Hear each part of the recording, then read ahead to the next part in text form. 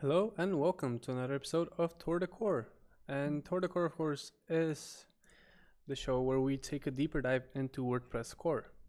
So far, the primary focus has been Gutenberg, which is going to be the new editing experience in WordPress 5.0.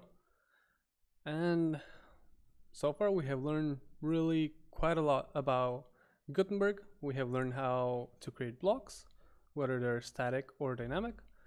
We have learned how to integrate the REST API within our Gutenberg blocks. And we have taken a real life example of converting a Beaver Builder module into a Gutenberg block, as well as using Gutenberg blocks as custom meta boxes. And today, the topic that we're going to look into is going to be deprecating blocks. How do we do it? Why do we do it?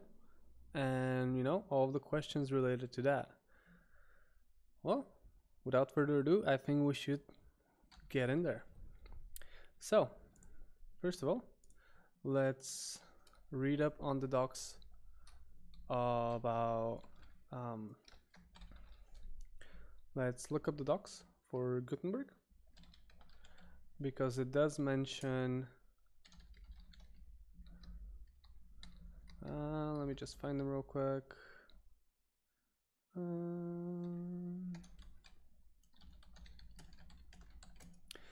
It does mention deprecating blocks and how it's done, so that should be our starting point. Okay, there it is. Cool.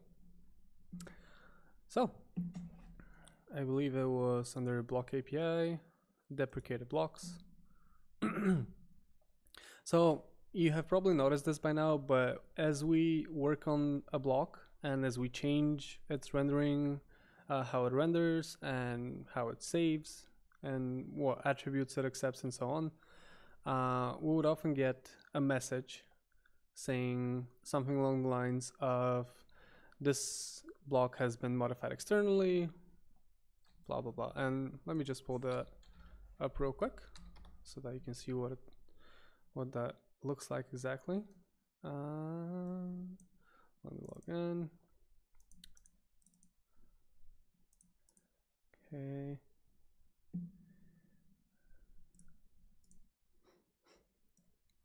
Okay, and we're in. Ooh, do we have an update for Gutenberg? Yes, we do. Oh, and I have both versions of Gutenberg in here. Which one do I need to update? Gutenberg PHP. Okay.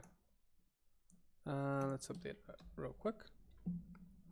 Last time we took a look at nesting Gutenberg blocks and the API behind it, and while it's still experimental, I found it to be lacking, pretty significant features, or at least I couldn't understand how to make a better use out of it.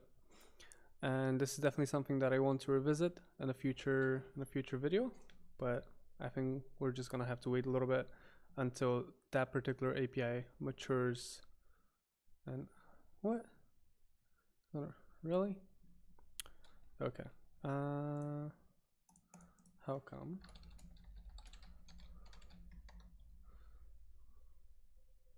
Oh, right, because I was using the source version of Gutenberg. Yes, I remember now. Okay. Yeah, last time I was trying to edit a core block, specifically the image block, because it wasn't parsing HTML and image captions. And I did post an issue about it on the GitHub repository, but I don't think we have gotten any feedback yet, which is totally normal since there's a whole lot of issues open on the GitHub repository. Okay. Okay, so now we should be able to actually do the update. Let's take a look. Update.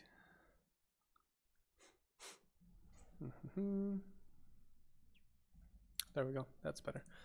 Okay, so what I was saying is that we should take a quick look at what happens once we modify the output of a block.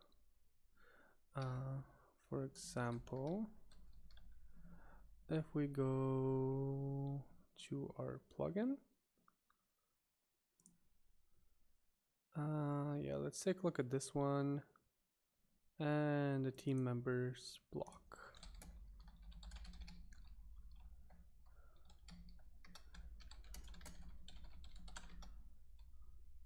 Okay. And instead of the render function, I think, oh, that's the build team members block. There we go. I think what we're going to do is just maybe change this, and I think that will do what it's supposed to do. New class. Is that going to break it? Let's take a look. And that doesn't seem to break it. Okay, so I guess it's the saved. Yeah, because that did add it in there. Okay, so let's change our hello world block then. Where are we using hello world? Oh yeah, there we go. See, that's what we get. Not exactly sure why this is happening right now, but yeah.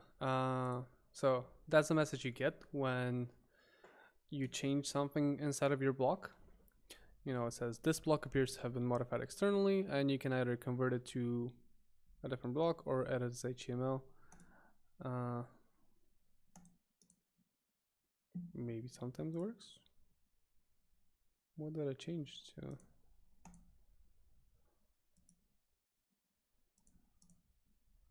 Okay, let's get rid of this. Interesting.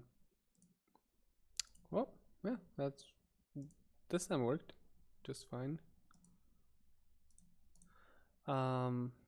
Yeah, so that's what happens. You get a message that something went wrong, and this really happens because Gutenberg compares your the output of the save function. So as it's initializing all the different blocks, it reads them from the comments the way they're stored and initializes them, and it checks what's inside, like what's the HTML of your block as it was saved before, and it compares it against the output of the save function.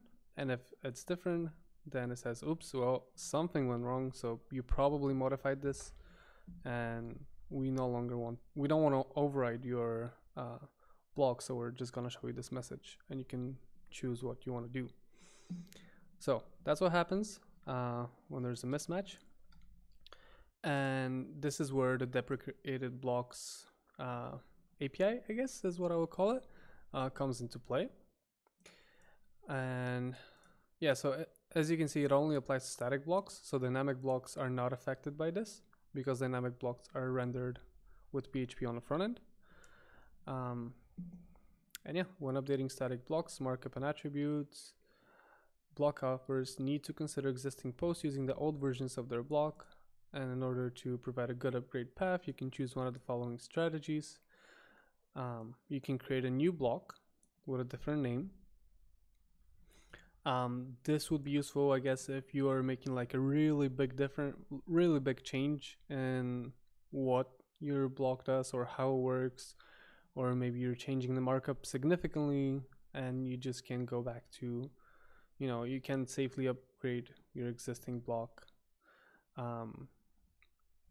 Yeah, so if there's a huge change, probably, go ahead and create a new block, keep your old block there for backwards compatibility, and somewhere just include a message that alerting site owners that this block is going to be deprecated at some point and that they should be using the new one.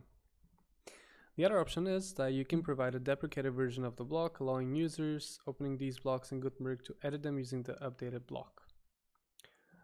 And as you can see, you can have several deprecated versions, and Gutenberg tries each one of them until it finds the one that matches the saved markup.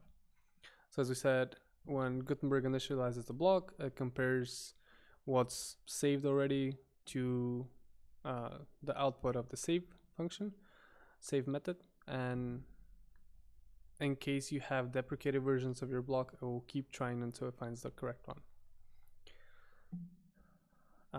So I guess there's something to say about performance. You know, if you have 100 saved deprecated versions, then maybe you have a little bit too many. But yeah, anyway, here's how you do this. You need to copy the old attributes, support, and save properties from the old definition to the deprecated property of the updated block. And here we have an example of how to do that. So we have some attributes here. We have one attribute text, and we register the block type. You know, we pass in the attributes, everything else as you normally do. You have the save function as normal, and you also have the deprecated property, which is new, and that's basically an array of objects which has the attributes, and as you can see, this is just attributes, as well as the save function. And the difference you can see here, so in the new version they're using a div to wrap the text, and the old version they're using a paragraph to wrap the text. So obviously in this case it's not a big huge difference, but you know, it's a simple example that they're giving. Yeah, and obviously they said what they did. Yep, so when you need to change or rename attributes, that's another reason you could use the deprecated functionality. So in this case you can see they have content, and before they used to have text, so that makes a difference, and it will of course make a difference. And that doesn't seem right though. Hold on. Props attributes text. I believe this is not necessarily correct. I think in this save function they should actually have props attributes content instead of props attributes text.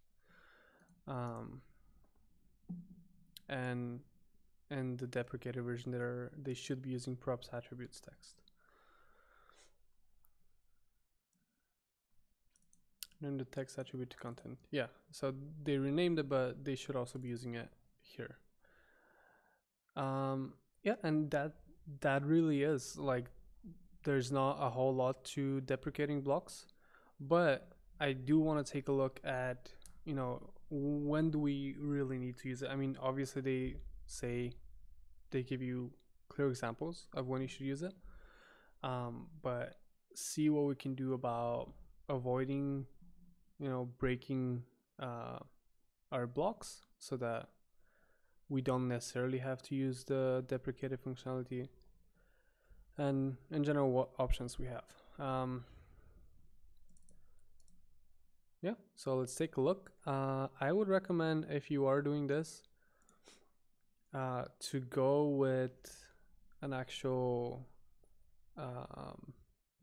instead of using straight up Babel like I do here with this plugin, I would recommend using, for example, the create Gutenberg block package, because it comes with, it compiles with Webpack, and that means that instead of having all of your attributes, deprecated attributes and deprecated, you know, save functions and so on in a single file, you can have multiple files that you just include, and that could do the trick.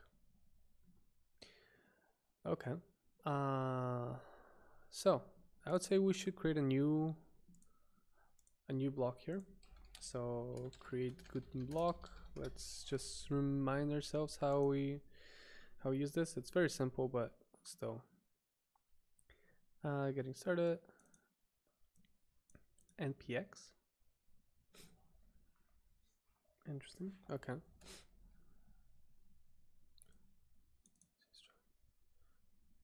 Which version of npm do we have here? Okay, so let's stop this. I guess I didn't make any changes here. Okay. npm version. Okay, yeah, cool. We're good. we do want to go one directory higher. Okay, and npx create Guten block.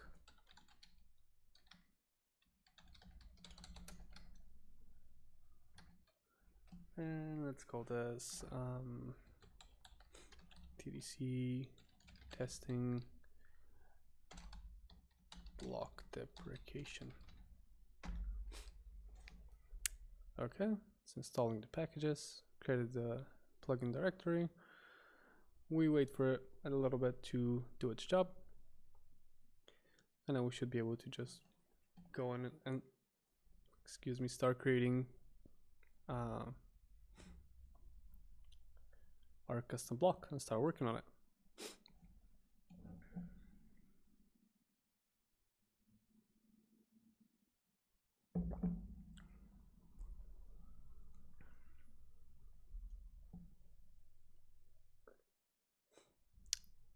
Still installing packages. We should be able to have this here now. Okay, there we go. TDC testing and just npm start. We probably have to enable our plugin, I believe. Let's see. There it is. Okay. Activate our custom plugin. And let's update this.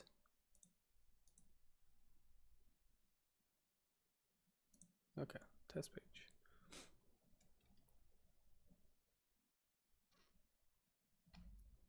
So, just watching for changes, it's all good.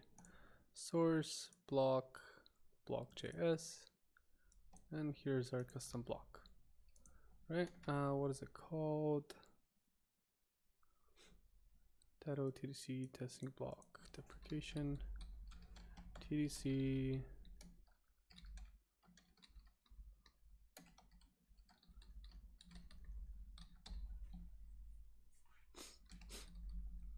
okay, let's use shield, that's fine. Category common.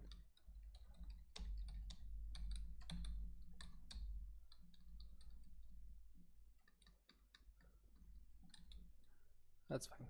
Okay, so first of all, let's try and break our block so that it shows us the message, right? So let's add a new one. Go. Yep, here's our pretty block, right? Everything is good so far. And now, and save, we're going to flow from the front end, flow from the back end.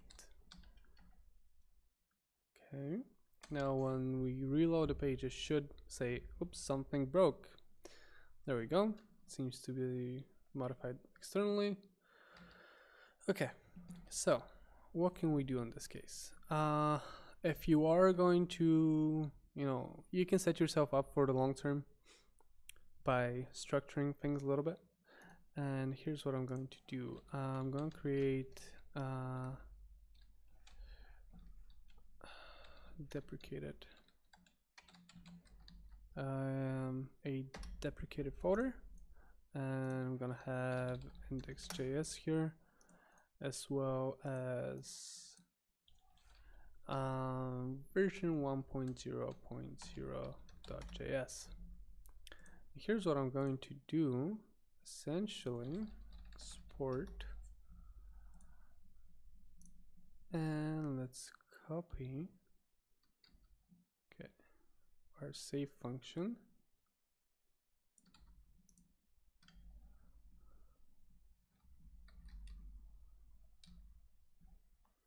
I don't even know if we can do that when we're exporting stuff.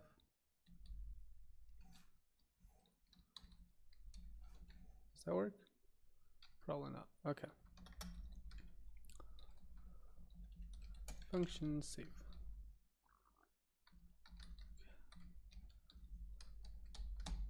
So we want to export save, and we also want to export attributes and That means we just have to copy our attributes. Oh, we don't have any attributes.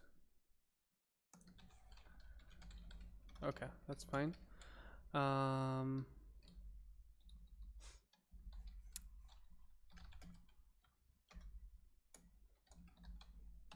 Which will be just that. Okay, so we're exporting attributes and save, right? And then in index.js, what we want to do is let versions. So we're gonna create our array of versions, and we're going to import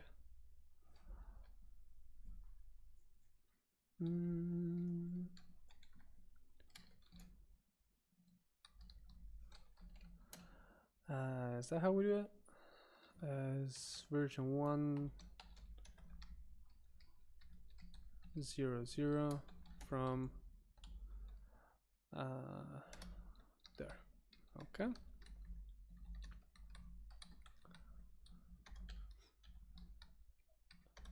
Export default versions. Okay. And here in our block. So let's go back to breaking our block the way it should be. And let's import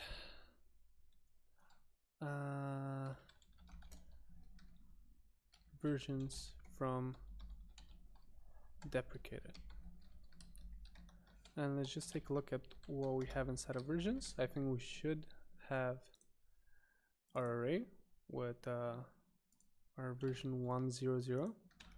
So let's reload the page. We should still get this message because our save function has been modified. Yeah, block validation has failed, that's fine. Okay, and here's, as you can see, I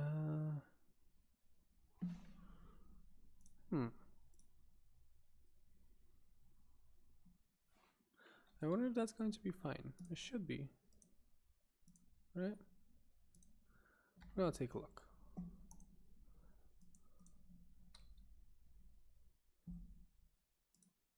Okay. So now that we have our versions, all we need to do is say deprecated. And I guess let's say deprecated versions. And now, if I did this correctly, we should see that our block no longer goes crazy. There we go. But it still says that the block validation failed, expected, and what we got was hello from the front end.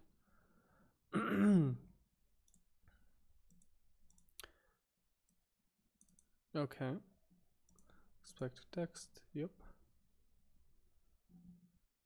We no longer have that problem.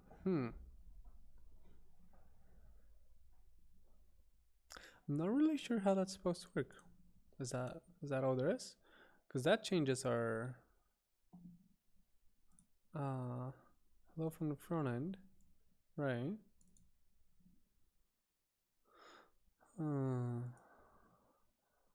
Because I feel like this is not what we should see. This says hello from the front end, right?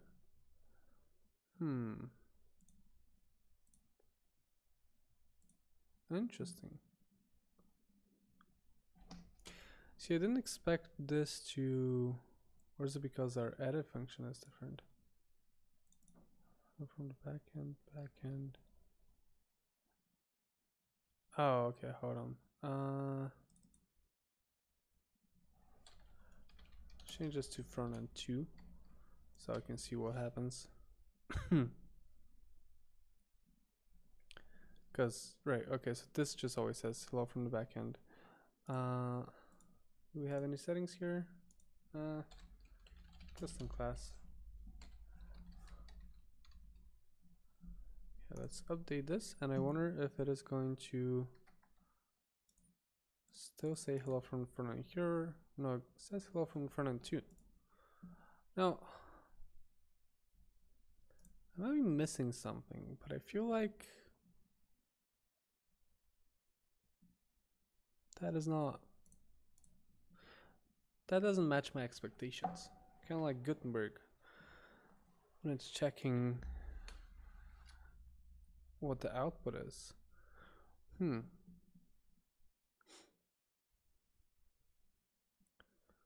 Are we supposed to get this message still?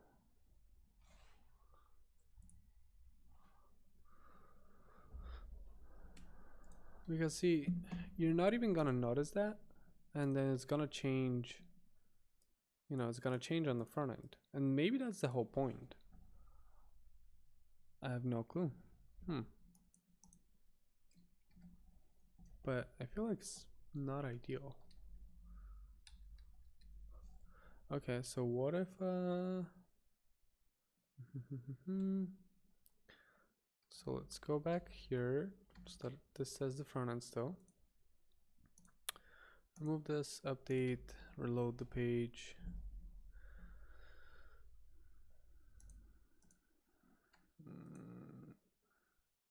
Nope. Oh, come on. I don't mean to click there. Deprecate it. Okay. Hello from the back end. And this says hello from the front end, right? So that's fine. And now we change it to hello from the front end too, but our save still should return hello from the front end.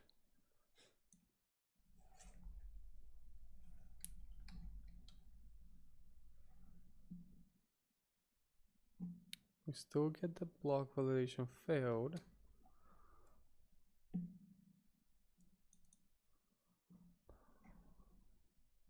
Am I using the wrong property here? Maybe. Deprecate it. Block. Deprecated. Deprecated versions. Okay, well, let's see about in this case.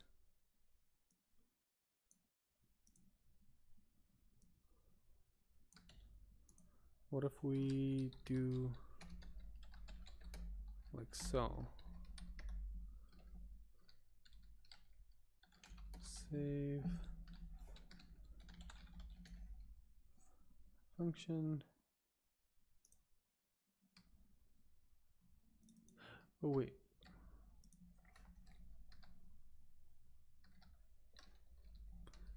Wrong brackets. There we go. Oops, nope. Hello from the front end. Hello from the front end too. Did I save my post? I didn't save my post, did I? Oh, I did. Okay. Oof, now it's actually even worse. Okay, syntax error. Right. Comma.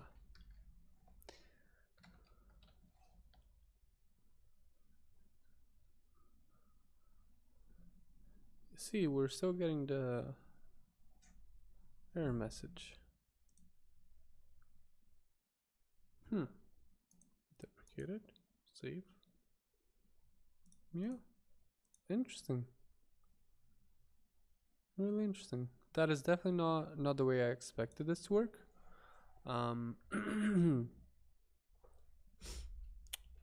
Like I expected once it finds the deprecated version, it's going to actually use that version of the save method to save it. But I guess that doesn't necessarily make sense either, because you're going to have to then delete your block and create a new one in order to update it. Huh. Interesting. Okay, well, here's what I would do in this case. I'm just going to take a look at how this validation works, like the actual code for it, and get a better understanding of that so that I can clear up this confusion that I have right now. Okay, so we know it's in Gutenberg. I'm going to just use, oh, come on. I'm going to just use the source version. Where are you? Gutenberg source. Whoa. Whoopsie. Did I move everything away?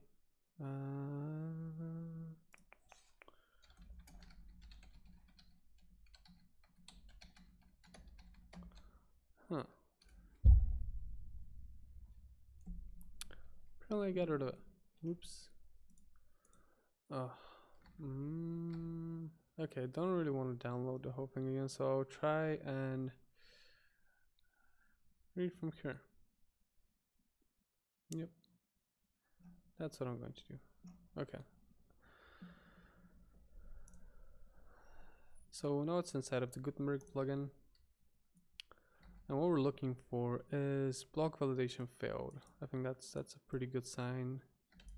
It's gonna let us find it real quick. Okay. Oh, but of course that's minified. Okay, we cannot do that.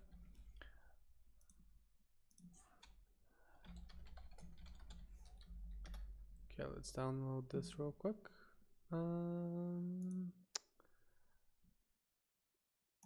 Hold on a second.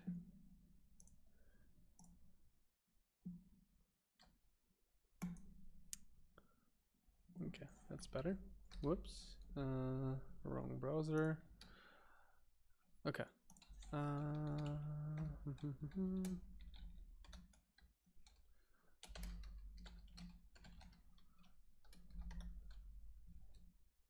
Whoa. Oh. Not there.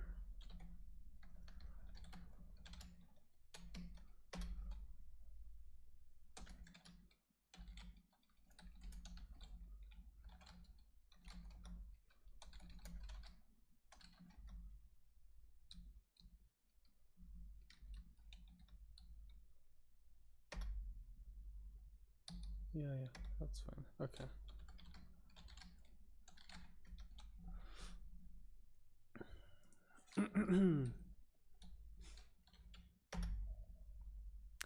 There we go.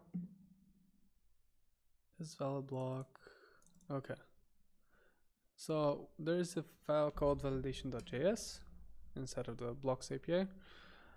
And we have a function that checks if our block is valid. So it accepts the inner HTML of the block, so the content, then the block type, which is, you know, how we register our block, and then the attributes, the parsed attributes of that block. Okay, and so what it tries is to get the safe content for the block type and the attributes. So I'm guessing what it's going to do is okay, render to string, get save element. Yep. So get save element is probably going to look for that particular block and the registered blocks already, and the blocks that are already registered, and then it's going to try and run the save function.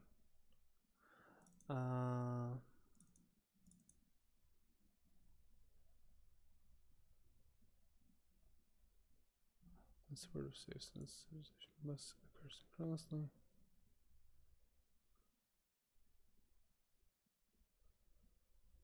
Interesting. Okay, so they're doing some magic as usual.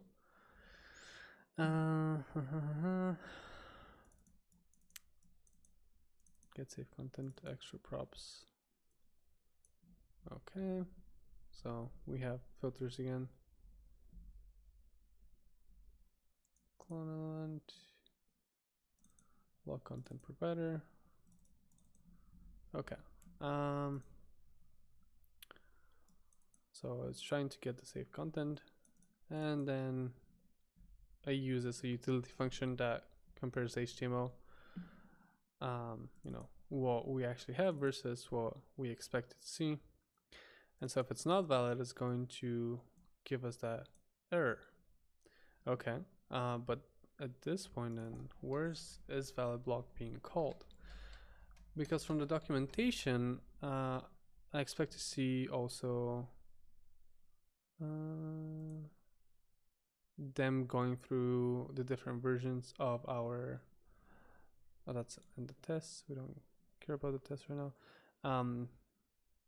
through the deprecated property of our block. So nope. Okay, so parser.js maybe is valid if it's valid. Migrated block. Okay, hold on. Get attributes from deprecated version. Interesting. HTML using the supply deprecated definition. Okay. So this is what's happening behind the scenes. Block type, the content, the known block attributes. Okay.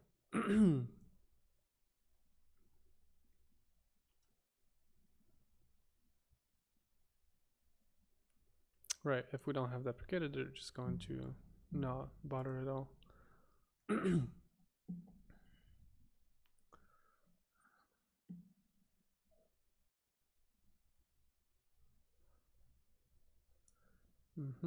Yeah, so as they mentioned in the documentation, Gutenberg will just, try all of the things that you supply and the deprecated property, and we'll try each of those objects in order to find which is the compatible one. So like I said, don't go overboard with how many deprecated versions you have, because they will, do some amount of slowing down, but probably, unless, well, in most cases, probably not going to be noticeable. Okay.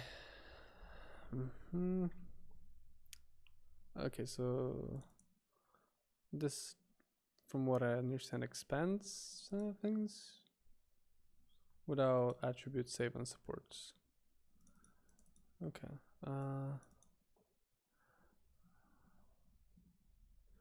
Type and HTML attributes.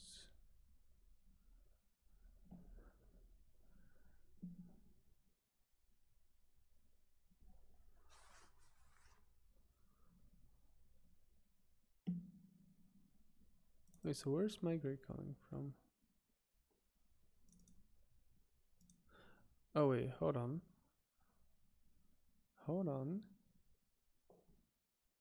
Deprecated. Wait, I think I'm missing something here.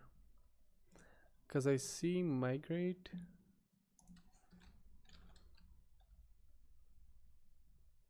Oh. Well, why is this not explained anywhere in the documentation? Okay, well, apparently we can also supply a migrate function, which is going to take our attributes. It's going to take our old attributes and convert them to the new one.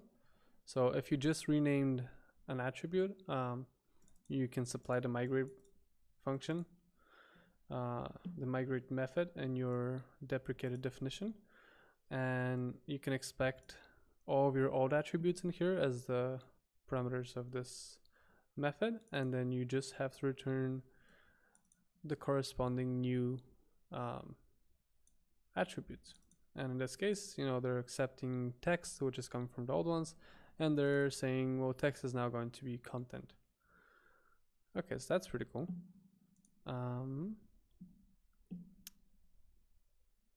Let's keep looking, keep digging. Attempt to validate parse block, another validation step fails.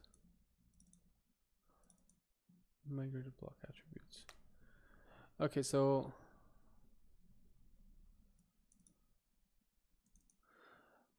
from what I understand, they are actually going to, as they look for your deprecated definitions, they're going to supply the new instance, the instance inside of Gutenberg, with the migrated attributes if possible. Otherwise it's just going to keep the old ones.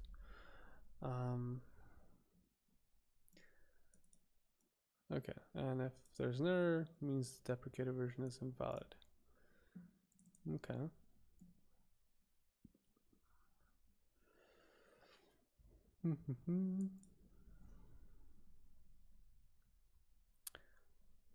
Yeah, so all it gives back is the migrated block attributes. Like, it doesn't actually use the save function, which I would have expected. I don't know how feasible it is, but that was kind of like my expectation. But at the same time, like I said before, it does make it more difficult, like because at that point you're gonna have to have a UI that lets the user migrate their block or something, which, yeah, why make it super complicated? Okay, so that's definitely a caveat, that as soon as the user updates their post or page, whatever they're using, an old version of your block, as soon as they do it, it's going to move to the new version.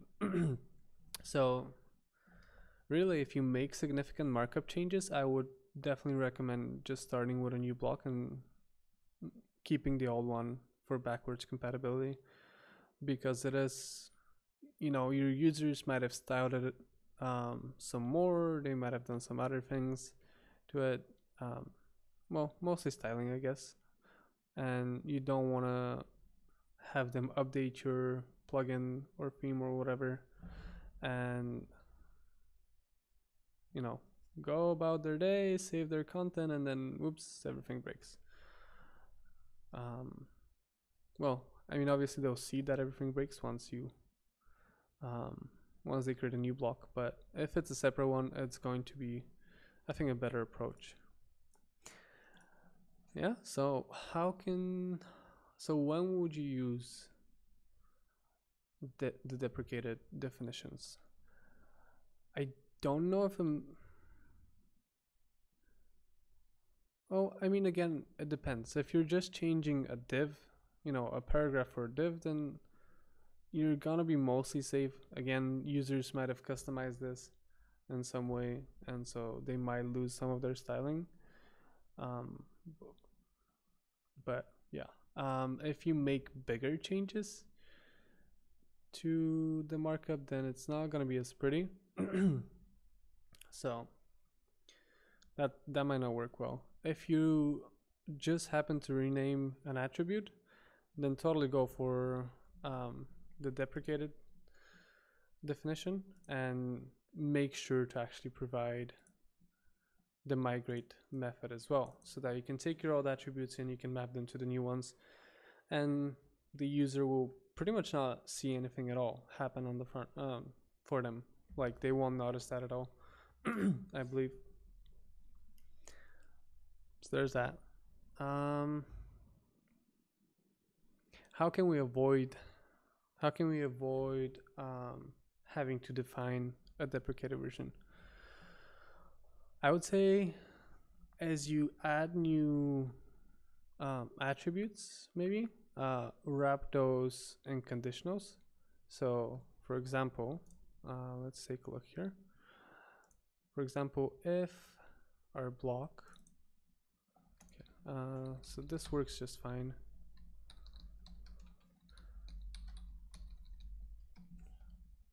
So yeah, this works fine. It's just that error is always going to be there. As soon as it finds a deprecated, that it doesn't match, that it doesn't seem valid, it's gonna give you that warning. So let's say that you want to add something else in here. Currently there's nowhere you can add a message, but let's say we're gonna say, here's the content of the user, right? Props content. Wait, nope, not props content. It was some props attribute here, right? I believe so. Attributes content. Let's take a look just to make sure.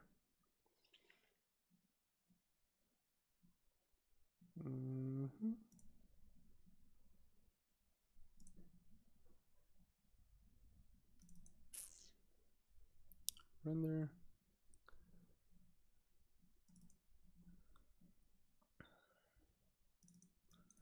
Yeah, so it's an attributes. Okay. So props attributes content. Yeah, so let's say you want to add that. You want to let users create, add some content in there. And we do this by using the inspector controls. What do we say about focus? Focus is no longer passed down like that.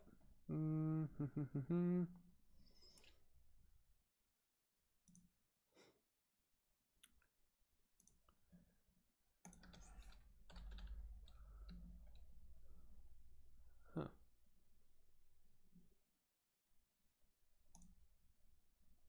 Pretty sure that I fixed it somewhere.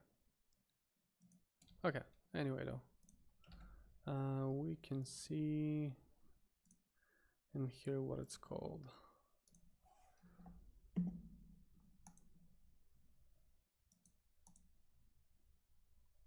It's selected, right? It's selected.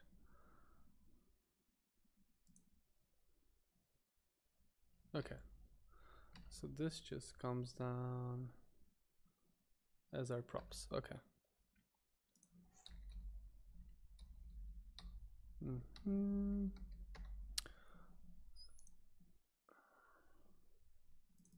Inspector controls comes from here.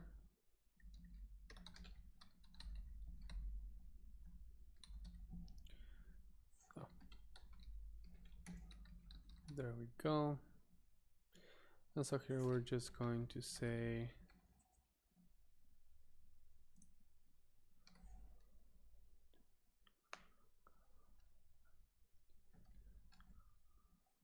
okay.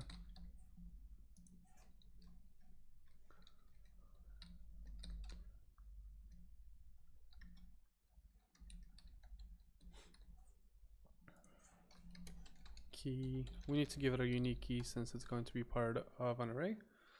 And so here what we want to check is if we have props as focused, right?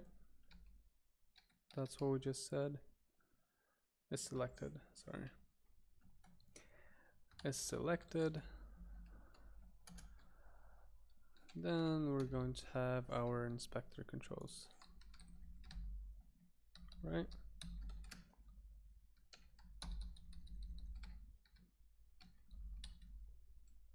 Keys inspector, we don't need this.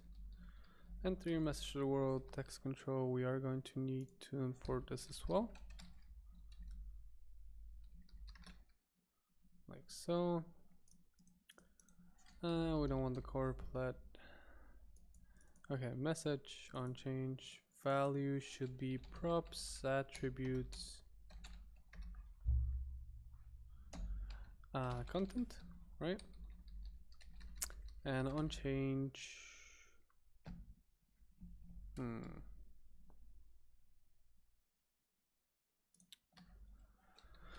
well, let's just do an inline function like so. Content, props, set attributes.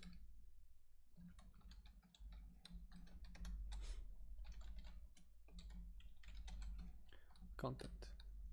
I think that's gonna do our trick. Do the trick for us. Okay, let's save. Let's reload here. I should say, hey, it's broken. Wait, it doesn't say hey, it's broken. Really? Oh, because it's not in the save. So what I need to do is I need to copy over this paragraph right here. Place it down here. And now it's going to actually say that it's broken because it was modified externally. What? It doesn't say that. Okay.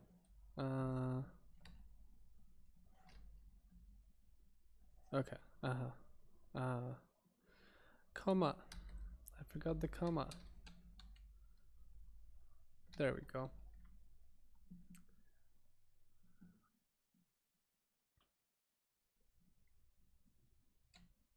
So not broken. Interesting. It does have the extra paragraph in there. Block validation failed. Okay.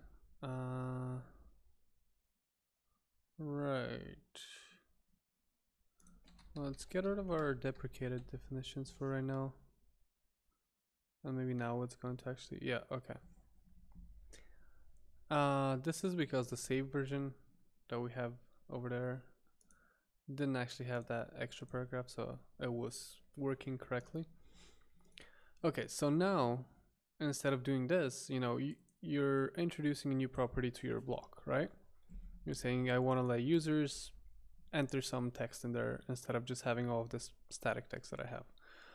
Well, instead of doing it like this, which is to assume that you're always going to have the content attribute, what you should do is something like this instead. So if we have content, then let's give it the content, right? And I don't even know if this works. Does this work?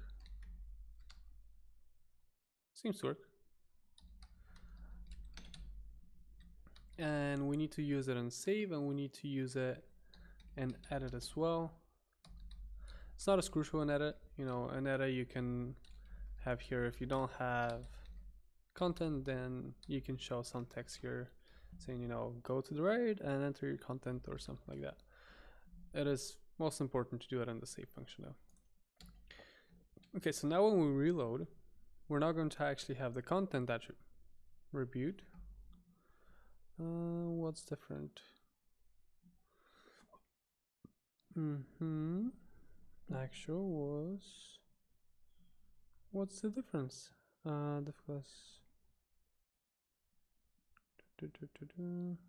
Two versus, oh, not having two. Okay, so hold on a second. Load from the back end, load from the front end.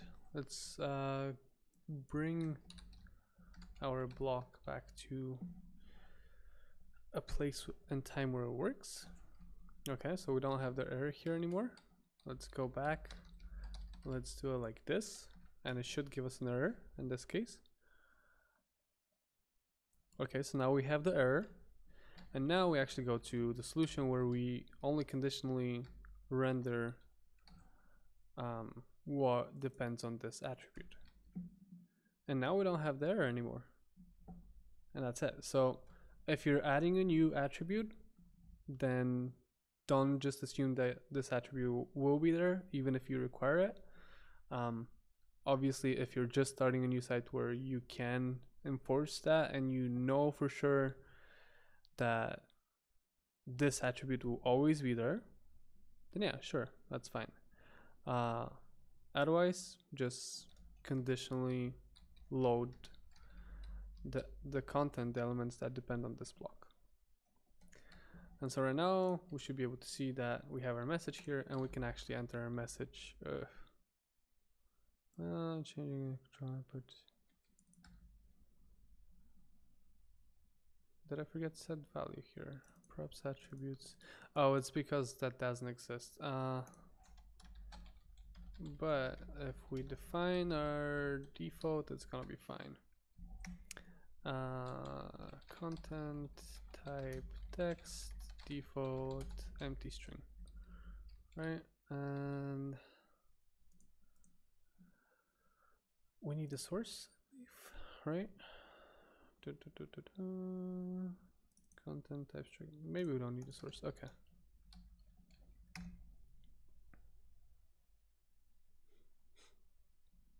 Okay, and now that error should no longer be there. There we go. And now if we update it and reload, it's still gonna be fine. Okay, let me take a look what else was on my list. So how do we define, I think we went through how to define a deprecated version of your block. Here's one, you know, approach where you can kind of separate out the deprecated code into separate files so that you don't have to have it all in a single place. Because, you know, if like this is a short save function, I mean, relatively short, depends on what your block does, but you know, if you have 5 versions of this is what, 99, it's almost 20 lines of code, so you're real quick you're gonna get up to, you know, 100 lines of code that are just laying around in there in your file, and you just have to scroll past them. So what we did here is we created a new folder inside of the folder for our block called deprecated. We created index.js, which, by the way, when you use import and you just give the path to a directory, and you can see Visual Studio Code automatically resolves that for us. It's going to actually include the index.js file if it exists. And otherwise it's probably going to give you an error, I'm guessing.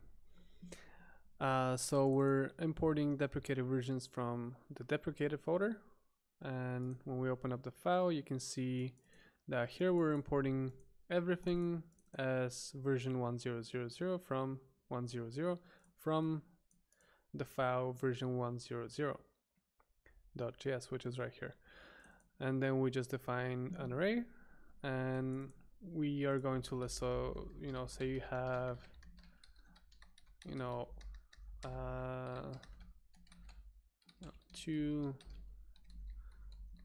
you have released a couple versions and you have deprecated a lot of things, and you just go like that. You're just going to add them all to this array essentially.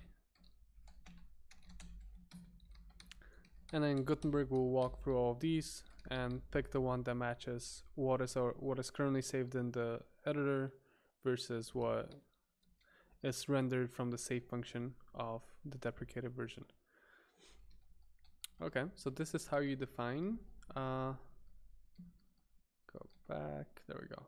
This is how you define your deprecated versions. And let me just show right here. So in your block definition, you just give it a deprecated property, which is an array of objects that should have at least save, the save method. You can also have the attributes. Maybe you need to have the attributes every time, I'm not 100% sure. And also you can also have migrate, a migrate method. And the migrate method, so all the attributes, or you can be fancy and go like that. And so we're going to say content is all the attributes text. If your old attribute was called text and you're renaming that to content, then that's all you do. You just define the migrate function and you say that given those attributes from the old block, this is what should actually be used with the new version of the block. And the cool thing about migrate is that it seems to be completely transparent to the user. They don't see that, they don't even know that it happened. They shouldn't know, they shouldn't care about that anyway. And if you're only renaming attributes, and here's the thing, you can rename attributes, but you can also change the structure of an attribute.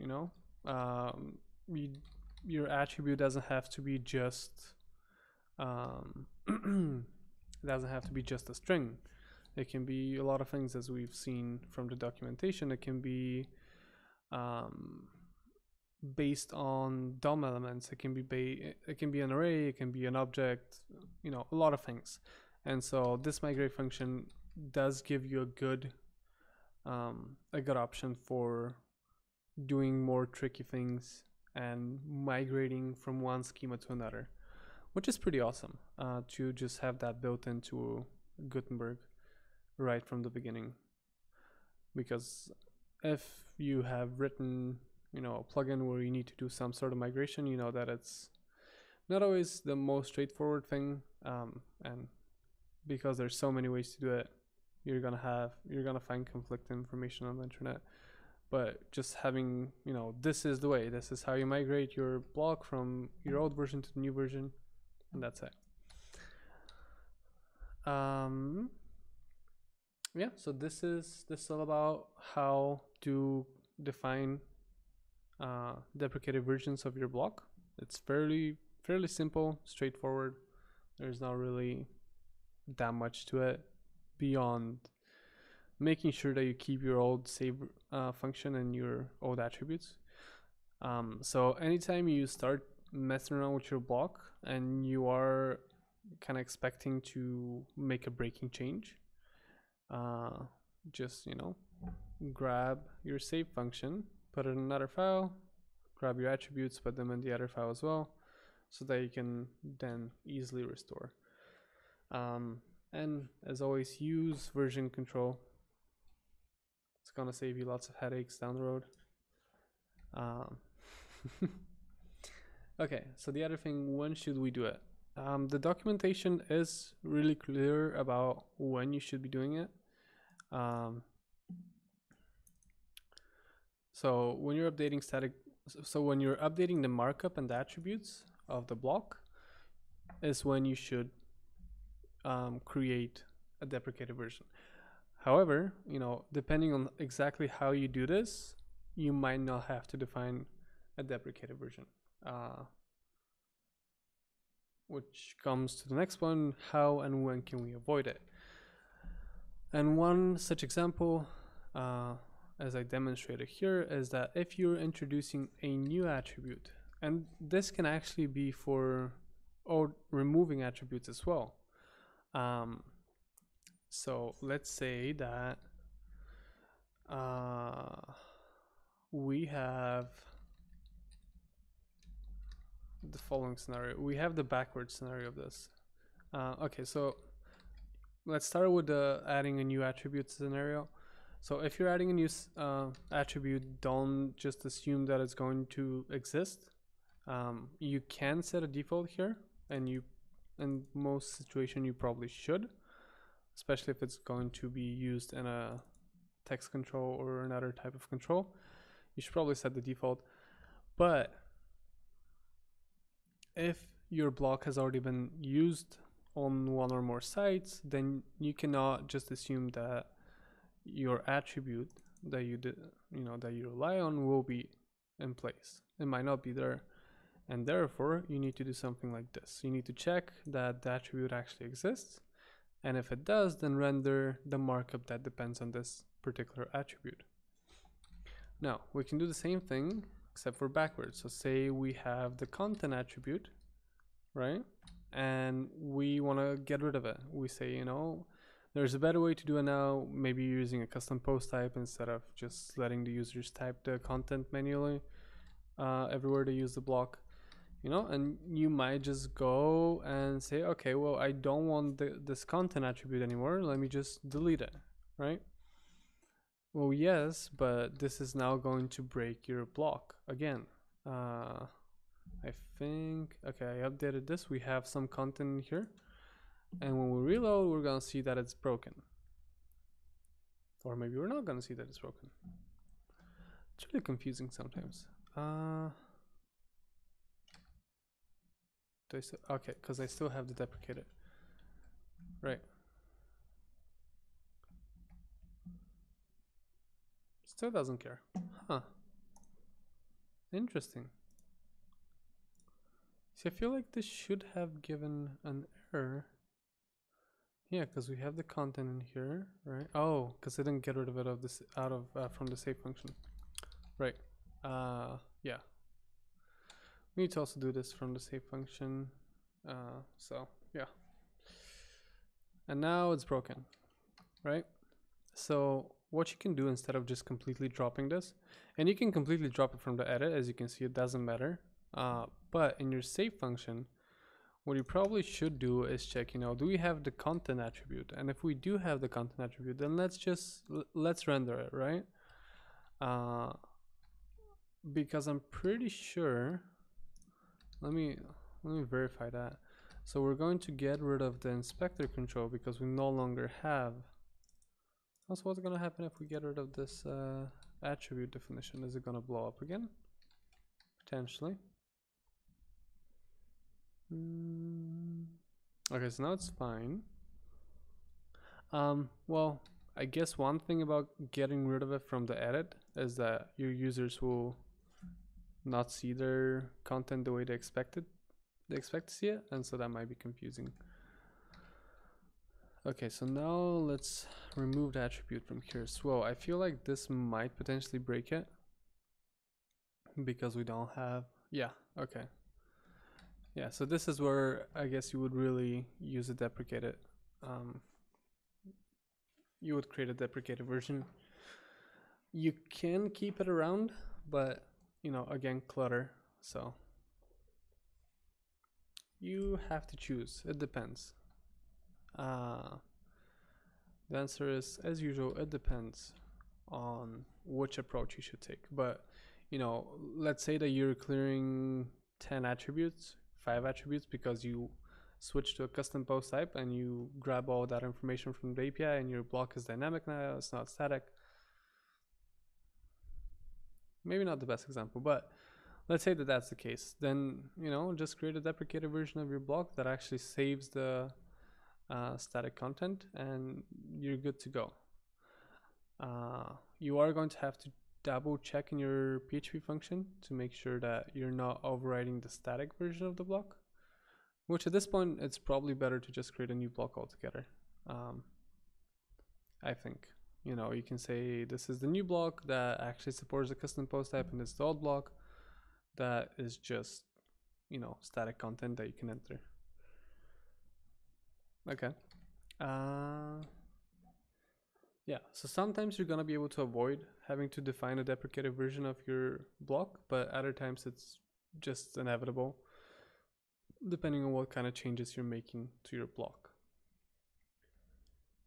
Can it get frustrating quickly is the last question that I asked myself. Potentially, especially if you start without having a super clear vision of what your block is going to be, or if you're iterating, if you're changing the block based on feedback from your users. Yeah, they can get, you know, frustrating.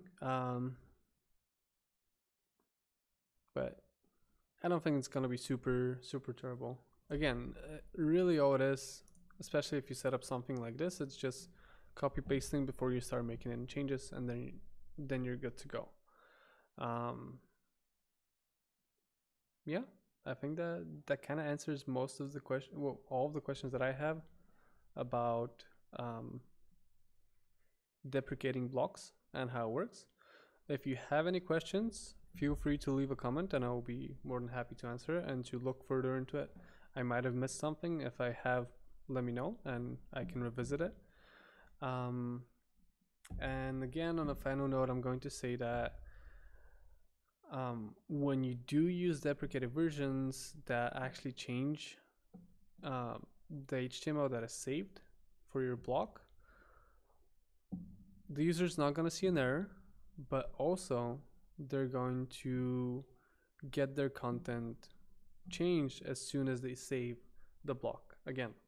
So if they go back to a post that uses the old version of your block and they save it, it's gone, you know, like the old HTML is gone, it's flushed with a new one, replaced with a new one, and that's that. So this is something to keep in mind. And you know, if you're making big structural changes, then some of your users might get negatively impacted by this, because they might have added their own custom styles in the mix, targeting specific elements or specific classes and so on. So yeah, just keep that in mind when you are deprecating blocks and so on. Well, I think that was very straightforward. It was great learning experience for me. I hope you learned something new as well. And I think that's gonna be all for tonight. The next stream, as usual, is gonna be next Thursday, so March 15th. And the usual time of 10 p.m. Bulgarian time and noon PST, I believe. And yeah, feel free to leave a comment down below if you have any questions, or subscribe to the channel if you want to get notified next time going live. And yeah, follow me on Twitter. You can tweet at me and ask me questions about Gutenberg. I'll do my best to answer them. And yeah, that is all for tonight. Thank you for tuning in and have a good day. I think I need to come up with a different ending besides have a good day. Well, eventually I'll figure that out. Anyway, that's all for tonight, and I'll see you in 1 week.